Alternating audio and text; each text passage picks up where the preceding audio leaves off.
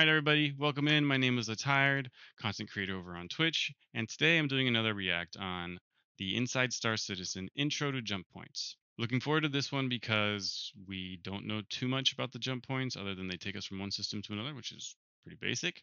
We know that we're going to have to navigate them, that if we screw up, we could die or be spit out somewhere randomly in the verse. So I'm looking forward to more details here and to hear some lore. So please stick around. And if you like what you see, consider following if you're on Twitch right now watching me live, or leaving a like and subscribe when this goes live to YouTube. All right, everybody, let's just jump right into it. Connects 2 points, disparate spaces in the physical space. So basically, you go through an opening on one side, you travel through a sort of a tunnel, and then you pop out somewhere else in space. Jump points are naturally occurring. The first discovery of a jump point was actually by accident. It was a cargo ship that had a leaky quantum drive, basically triggered the first opening of the jump point. It accidentally slipped inside and then disappeared, and they found it several years later when Nick Croshaw, who basically was the first one who discovered that the leaking quantum engine was the cause of triggering this rip in time-space to basically open up. And so he basically kind of solidified the knowledge to be able to replicate it consistently. There's been a lot of information. So I thought that was really cool. That's awesome. Finally getting some lore, finally getting some actual good backstory as to, what's the reason is for these gates, how they came to be, who discovered it. I like that. That's pretty cool. Also, for all the Frenchies, pour les Français, si vous avez besoin ou si vous avez envie que je vous traduise quelque chose ou que je reprenne et que je vous résume, il n'y a pas de problème, dites-le moi. Je mettrai un peu de temps à part pour le faire, il n'y a pas de souci. Je pense essayer peut-être en fait de faire des réacts à ça en français plutôt dans la journée le jeudi. Donc on verra, mais voilà. Pour l'instant, si vous avez des questions, si vous voulez que je vous traduise, il n'y a pas de problème. Juste dites-le moi. Sinon, moi, je continue sur ma lancée. Voilà. All right, everybody, back to it. Shared over the years. A lot of it has changed as we've learned and had new ideas. So here's a primer on the first jump point we're building today. By some of the people that are currently building it. And what you see and hear is super work in progress. So welcome to Inside Star Citizen Intro to Jump Points.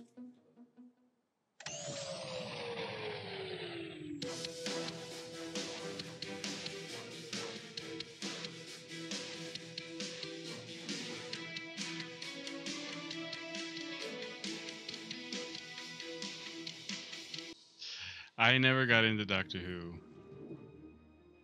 I got into Stargate. So a jump point is basically the means at which a player is able to transition from one solar system to another. There are two different jump point experiences, permanent and transient. Okay, first of all, being able to go through a jump point as like a crew like that, awesome. The next thing I want to say is I cannot wait for these to be in. Cannot happen soon enough. And yeah, that was actually kind of a funny intro, but you're saying that's a Doctor Who reference? Interesting. The permanent jump points are the ones that are the most stable, and they are always available for the player to travel through. It's the well-trafficked, well-traveled route that most people will go through. Which you find on the star map. The ones that you would like, say, transition from Stanton to Pyro, Pyro to Stanton. Since they're stable and generally larger and easier to travel, there are infrastructure built up around them to support the commerce that goes through them on a regular basis. So we made a creative decision to remove the circular gates that we were doing in some of the concept art before. It just didn't match the Okay, first of all, as a Stargate fan, I find that to be heresy and incredibly disappointing, but I will give them the benefit of the doubt for now.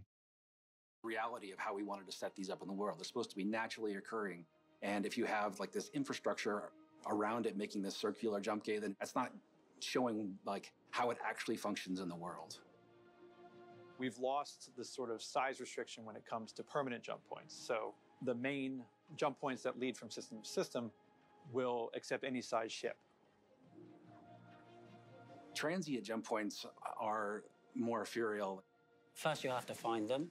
And once you've found them, you don't know where they go. We like to call in the narrative team the Swiss. That is going to be so freaking awesome. I can't wait to be like, ooh, we found some random jump point. Let's see where this goes. And then end up somewhere completely random where maybe you're stranded in space. Maybe there's no way for you to get back. Who knows? I can't wait. cheese approach to jump points, which are smaller access points to the main tunnel. Those will still be restricted by small, medium, and large. So basically, it opens up opportunities for smaller ships to kind of sneak their way through. Danger, danger, Aristavo. Can we have bots as companions? Okay, no, don't give them any more ideas. They need to get to 1.0, and then maybe we can pitch that one. Transient jump point may only be able to be used once. It may be a little bit more permanent, but you can never tell how long one does it last once you find it. If people are looking to avoid scrutiny, we'll look for these sort of side routes to get into the jump point to bypass, security or customs or stuff like that. In 4.0, our first and only jump point will be the one linking Stanton to Pyro and Pyro to Stanton. Maybe the best way to share this design is simply to walk you through the whole thing. So we leave Lorville, we put it onto our star map, and we set our course for the Stanton to Pyro jump point. QT there. And then upon arrival, you will fly down to the gateway station that's located there, because you're going to want to make sure that you're stocked up for your trip into Pyro, because Pyro may well not have the things that you're used to in Stanton. You probably want to pick up some ammo, and you want to pick up some more fuel, probably some more fuses, and then after that, undock, and then turn yourself to view the jump point. The jump points. He said undock, which we all know that doesn't work, so that can't be real. But interesting that they use the Terrapin, which supposedly will have that nice scanner. Ooh. I mean, I expect my first jump to be in a Carrack. Why? Because. Yeah, fuses. Oh no, we've never seen those before. This is so revolutionary. No, but okay, I get it. Making it something that we can all relate to. I'm okay with that. I don't see why. I mean, I guess, yeah, that's going to be a part of the engineering game loop, which actually that's going to be really annoying if you have to constantly make sure you have extra fuses on your ship. I'm going to say it right now. I think your ship should spawn or be claimed with a certain amount of backup gear already in it. Anyways.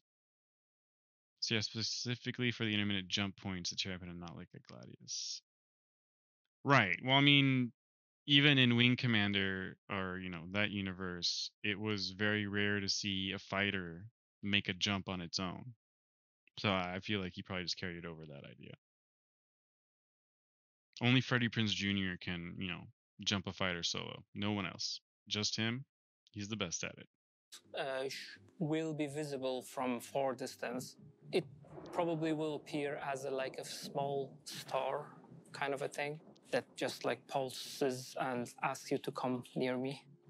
You'll see the massive whirlwind from the gravity pool that the jump point itself is creating, which is a gas cloud, and you'll see it in various different colors or forms. You can fly towards where the jump point will be, and there is structures in Stanton that sort of lead you towards the jump point.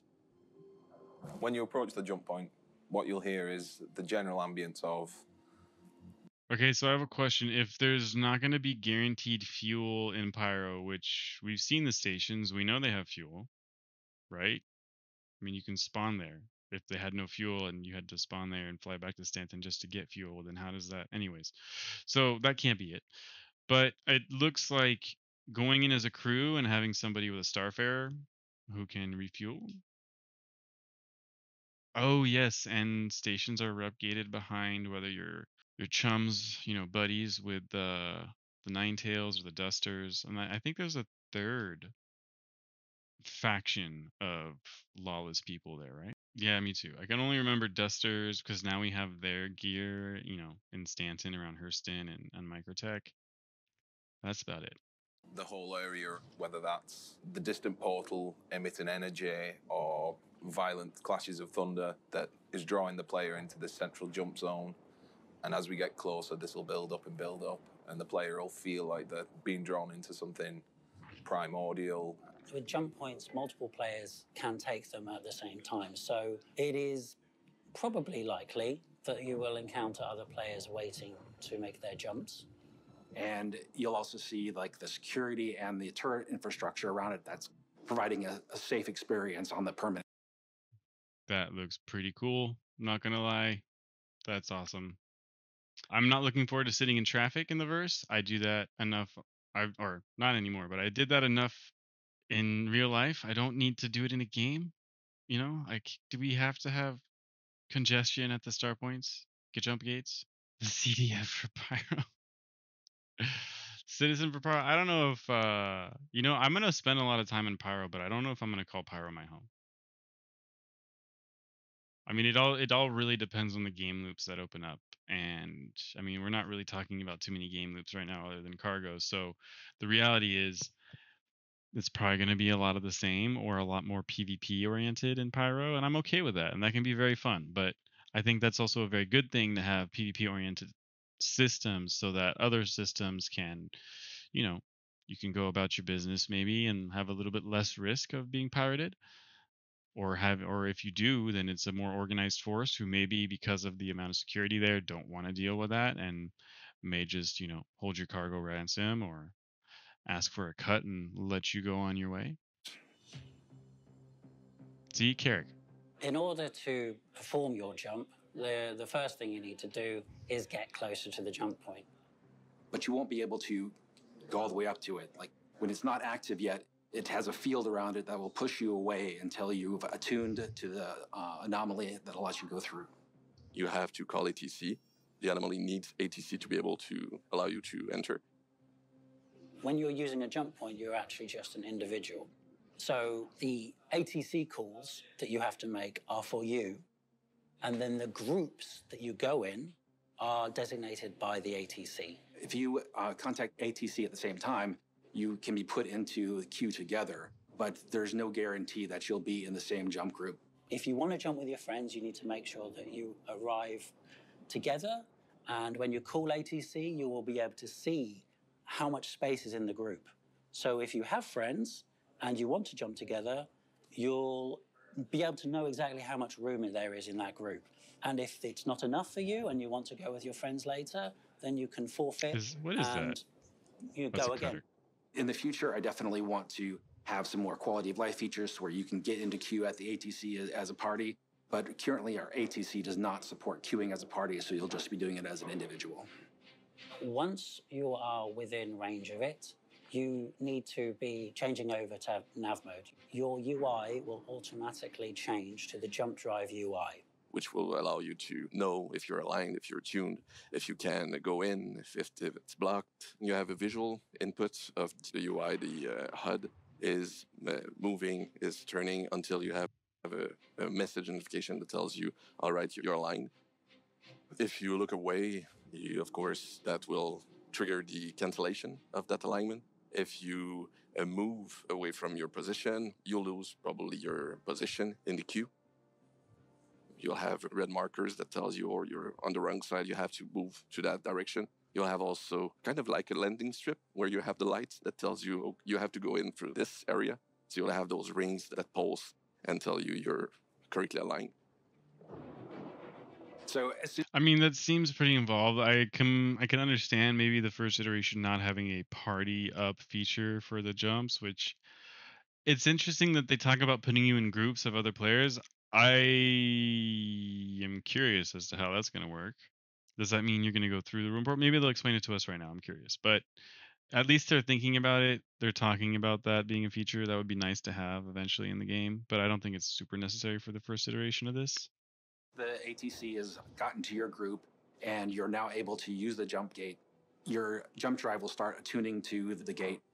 And once you have authorization and you have opened the wormhole, you'll have the tuning visual that's really similar to the aligning, but with tuning messages that tells you what you need to do. And once that's done, you'll have tuning access and you'll be ready to go inside. While your ship is attuning, you'll see rippling in the anomaly. And as soon as you are tuned, then you can fire a burst of quantum energy into the portal that will rip it open, and you'll have a gate in space that allows you to see the tunnel beyond and travel to your new star system. When it opens, you'll hear the space around the jump point being ripped apart and everything being Okay, now I see what you mean by shoot your way into the wormhole. That's interesting. I didn't see that one coming, honestly. What's up, Juggernaut? How you doing? Croissant baguette, yes, oui. Drawn into it, a really guttural, swirling sound of all the space around the jump point being dragged into this one singularity. During this drawing process, the ships are drawn in automatically. You don't have to control anything. You don't have to do anything. There is, in fact, nothing you can do that would stop you being drawn in. So the plan right now is if there's any obstructions in front of you when you're trying to attune to the gate, that it'll break your attunement. So if somebody gets in your way while you're trying to attune, your attunement will pause until that obstruction has gone away. However, if anybody gets too close That's a pretty big obstruction. to the jump gate and they're not attuned, then they're going to get pushed away, which should clear the area for anybody who's trying to get through. So for the people who want to block a jump point, we are actually considering our options as to how to prevent that.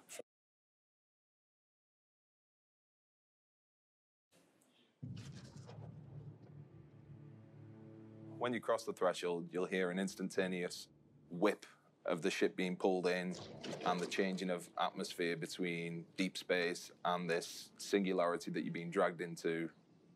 Once you're in the tunnel, your ship will be flying at a set speed that's determined by the flow of energy through the tunnel. You'll hear the space around you flying past you at a great pace, like a really long cosmic drain pipe. And you don't have any control of how fast you're going. You'll speed up in the straights and slow down the corners to a certain degree, but you still have to navigate. All right, sorry, let's read what Disco Lando has to say. What you see here in the tunnel is an intermediate stage of visual development. We've built the fundamental elements that make up the tunnel and associated VFX. Now we are iterating towards the visual target you're already familiar with. The tunnel itself is something else. It needs a lot of technical and graphical things that need to happen. We've got flickering lights, some type of ethereal type of particle effect to show you type of the direction we're flowing. We also have fog effects, and this idea that we're always moving towards a strong, bright light in the distance. The idea we're going off so far is that we're working on the bending of light. You'll see impressions of the exterior, the location you've just come from, and also hints of the way you're going to. The walls of the tunnel have a curving the space-time around you, and eventually, as you travel through the tunnel, that distortion will move away from the initial system you started in and then blend slowly towards the new system you end up in.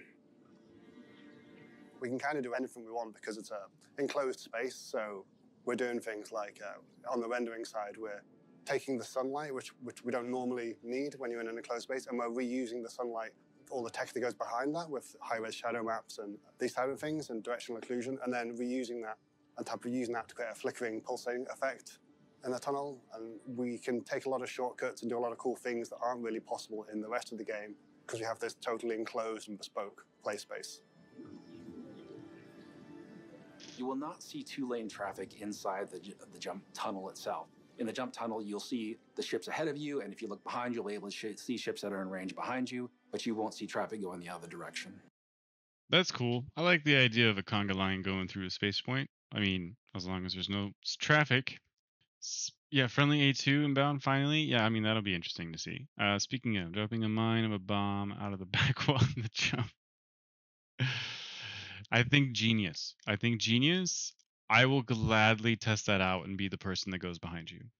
For science, I will help test. Watch your friend behind you buy it. Exactly. I'll do it. Why do you hate science? It's not that I hate fun. It's that I want everybody to have a good experience in this tunnel. And if there's other ships that you can collide with, we want to avoid that kind of situation. I don't know. As a low flyer, I think that was a great idea that they missed out on. It could have been fantastic to have some high speed interstellar, or not interstellar, but whatever, you know what I mean. Just let's, jump point, or yeah. I want to see some collisions. That would have been great. Tons of great content right there. Maybe a little frustrating. Players' ships, when they're traveling in the tunnel, are going to be in a line. So it's going to be, the term that we use internally is ducks in a row. So one ship behind another ship behind another ship. There'll be some obstructions in some of the tunnels, which you have to dodge around. But for the most part, it's a matter of turning and navigating through the tunnel and not hitting the side. So are you gonna know if a tunnel's kind of gets on the narrow end and you have these obstacles? Because yeah, it's cool. The Gladiator can make it through there, but what about an 890 or I'm a Reclaimer? Can it make it through there? It's tight fit if it fits, which I'm not convinced at this point. So I don't know if they're gonna tell us that. Or Magus or Mao Javelin. Yeah, they're just screwed. They're all large jump points now, and these are gonna come in the future, basically. Gotcha. Because the closer you are to the edge of the tunnel, the more likely you are to fail your jump. The edges of those tunnels and those obstructions cause distortion damage to your ship.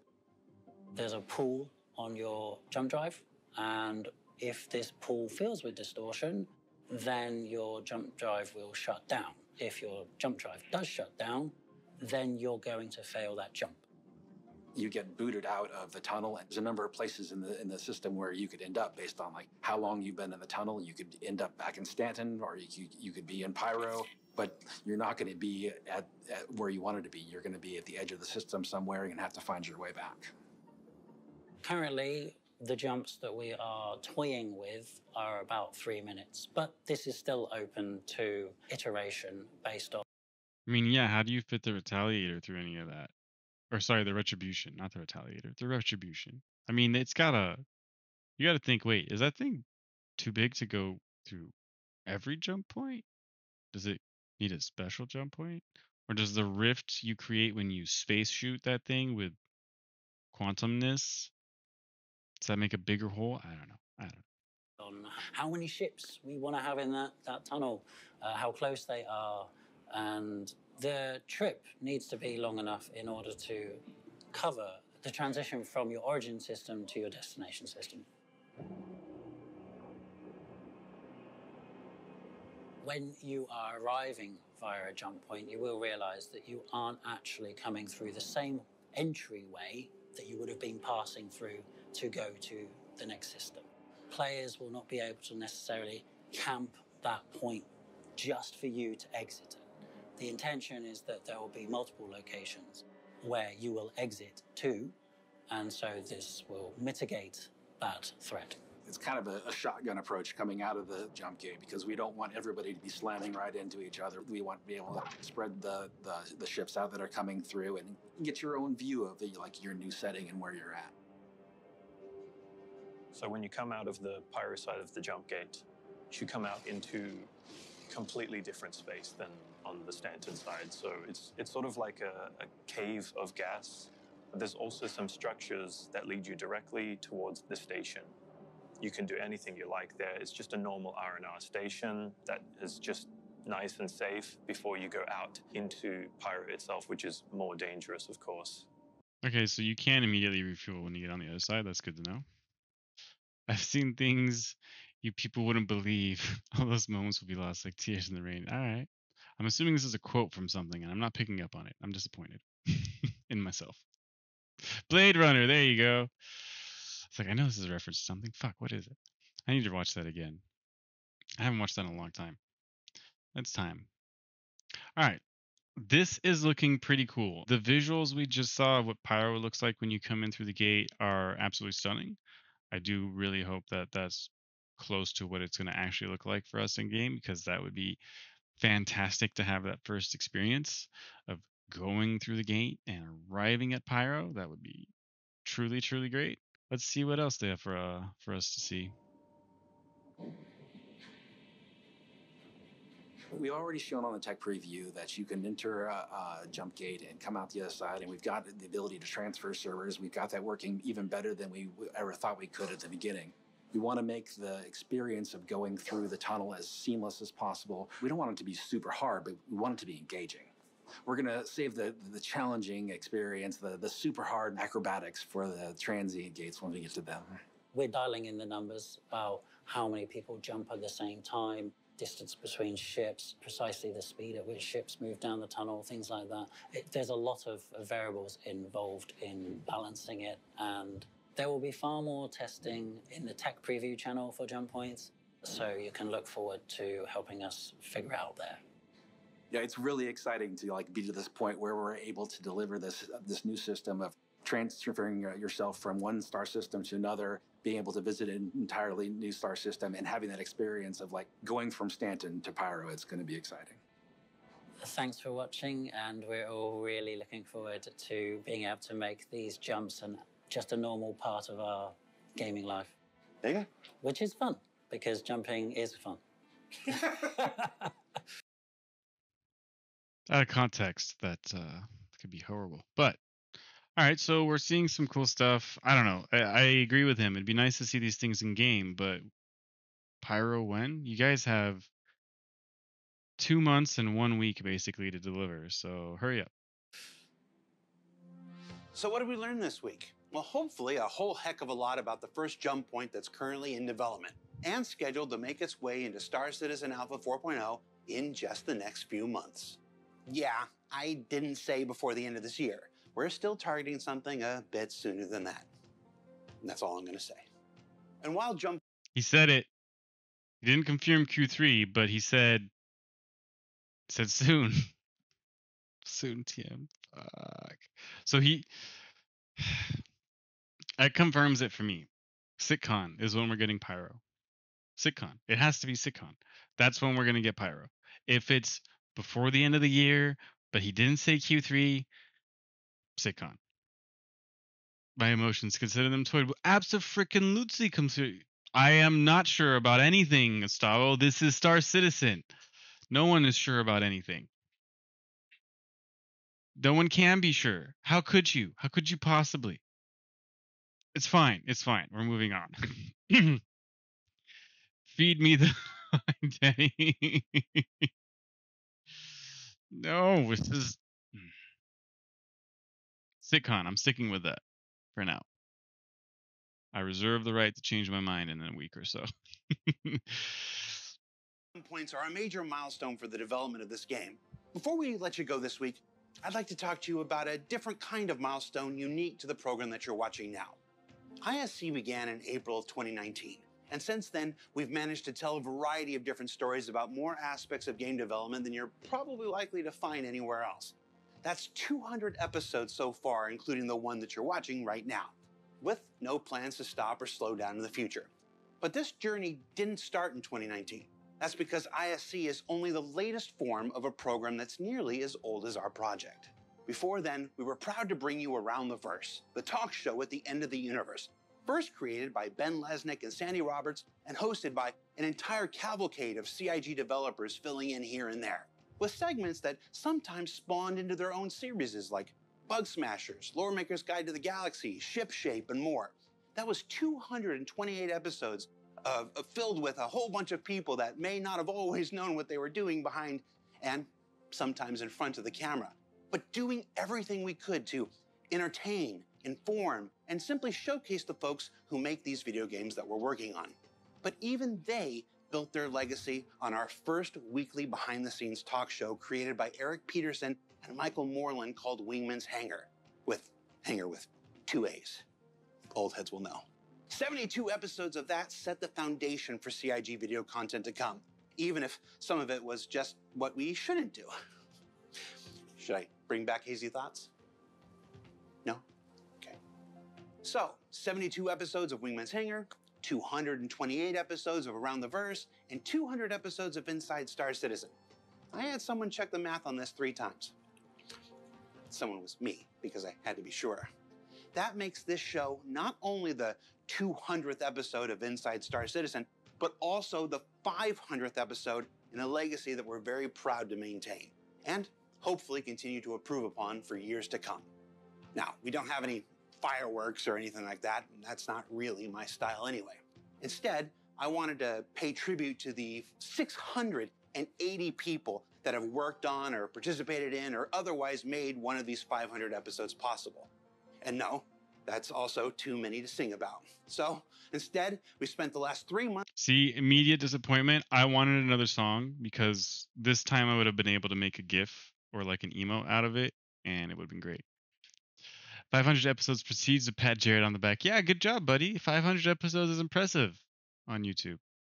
I'm kidding. It is impressive. And it's also impressive that they've been going on this long, that they're still continuing to do this. And I don't mean that in a sarcastic way at all. I mean, when you consider the amount of backlash and flack, I think it was probably more important for them to continue and push forward on doing things like ISC or Around the Verse or Star Citizen Live because they get to actually showcase what they truly are working on. And unfortunately, I think it doesn't necessarily translate into the game quick enough. I mean, typically what we see here takes too long to get in to the game, and it's just frustrating because I follow the development of this game pretty avidly, not only because I'm a content creator, but because I believe in the ambition and the project. I don't have a day really where I don't read something or watch some video by another content creator or Star Citizen on Star Citizen or Squadron 42. Must be needed for Squadron 42 credits or something. Hey, look, if that means we get the game sooner, then that's great. But that's another thing is I'm incredibly excited to be able to play another single player space game, space adventure experience sim thing. I'm really, really looking forward to that. It's going to be something I'm going to spend a lot of time on here on stream and also myself when I have time because I'm going to be much more busy from now on. But beams in space. And yeah, I think it's important that we also, respect the amount of work they've put into it, the amount of people that have been a part of this project, and the ones that are going to come in and the ones that'll leave because it's just how things are. I'm going to now be critical and say, these guys get a ton of good faith on our end, and I just want to see a bit more delivery on their end. And I understand things take longer, and Stavo, maybe you can confirm this for me or not, but I believe that Evo got a patch yesterday. So I haven't heard any feedback on it. I'm curious to see if it was any good or not. I'm curious to see if we get 324 to PTU next week. I doubt it. They did. Okay, so that's confirmed. But yeah, it would be nice to actually get most of these things that we were promised for the next 12 months back in October, in the 12 months before October. And I am not an Evo, but I did hear that they added a search bar for inventory. Very nice, and it doesn't work.